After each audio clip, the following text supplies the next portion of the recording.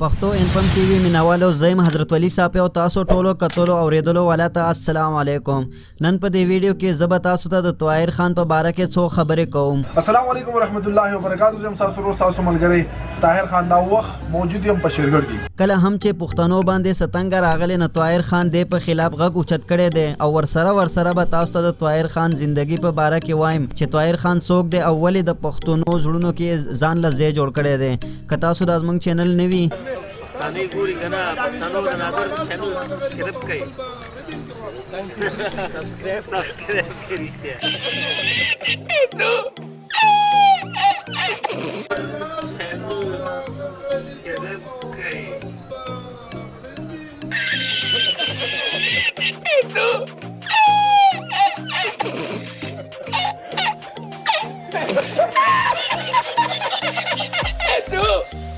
تاسو په ورشاپ کې ناس خلک او تاسو فیسبوک پاڼه یو کس یو فیسبوک پاڼه چلای تاسو ته پته ده ما دا خبر چرته هم په میډیا باندې نه دراوړي.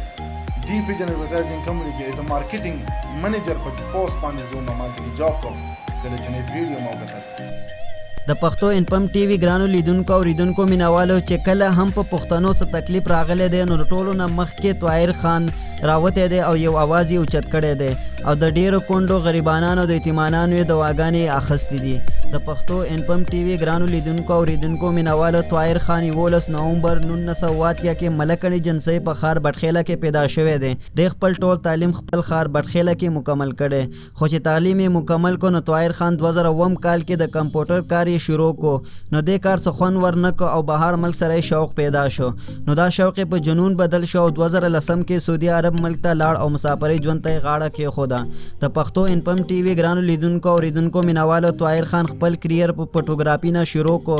ګرانو مینوالو طاهر خان تاسو ته پته د ښه اخلاق سره یو ډیر مهنتي انسان هم دی او د آی ټي سره د هغې تعلق د مخکې نه و. په سعودي عرب کې یو کال تېرول نه وروسته طاهر خان ته په یو ایډورټایزینګ ایجنسۍ کې د ګرافیک په حیث هغې ته نوکري میلاو شوه. طاهر خان هلته هم خپل مهنت جاري وساته او د هغې مهنت سله والله الله ورکړه. لږ وخت وروسته او په مغه کمپنۍ کې ورته د مارکیټینګ منیجر په توګه یې کار شروع کو او تاسو ټول ته به پته هم وي چې مهنت کولو والا همیشه مخکې ځي وروسته نو. د پښتو انفم ټي وي ګرانو لیدونکو او ریدونکو مینوالو طاهر خان سوشل میډیا فیسبوک یوټیوب کې خپل کار هم جاري ساتلو او وخت په وخت به پښتو د حقوق په باره کې به اواز اوچتولو.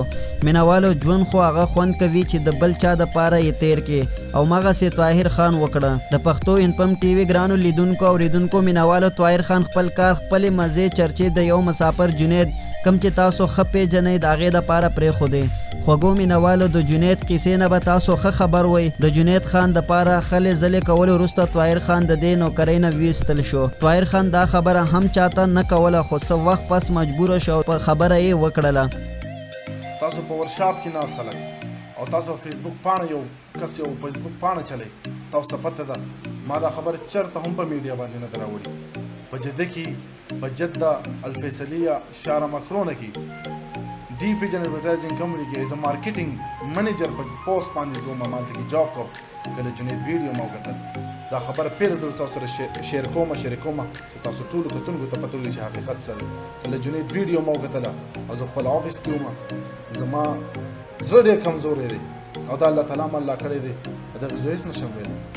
ما کله جنید ویډیو کتل او ټولو خلکو ته یې فریاد کړی جړلي دي حکمرانانو ته بې ضمیرو خلکو ته یې جړلي چې کله ما د هغه فریاد واورېدو الله په ذات مې د قسم چې د غرو په شان مې په دفتر کې جړلي. موږ دا خبره نور نه چیړو خو د پښتو انفم ټي وي ګرانو لیدونکو او ریدونکو مینوالو د طاهر خان په شان دی دنیا کې خلک ډیر کم پیدا کیږي او طاهر خان یې د دې نوکرۍ نه ویستلو نو د هر څه نه وروسته طاهر خان خپل وطن ته واپس راغی او دلته یې ژوند د یو نوې زندګۍ نه شروع کو. طاهر خان خپل ټریول ایجنسي کولا وکړه او اوس خپل وطن کې د مور پلار ورور او خورګانو سره ډیر ښایسته ژوند تیروي. زموږ دعا هم دا ده چې الله دې طاهر خان همدغسې خوشحاله وساتي او الله دې ورله نور همت ورکړي چې د پښتنو همدغسې خدمت وکړي.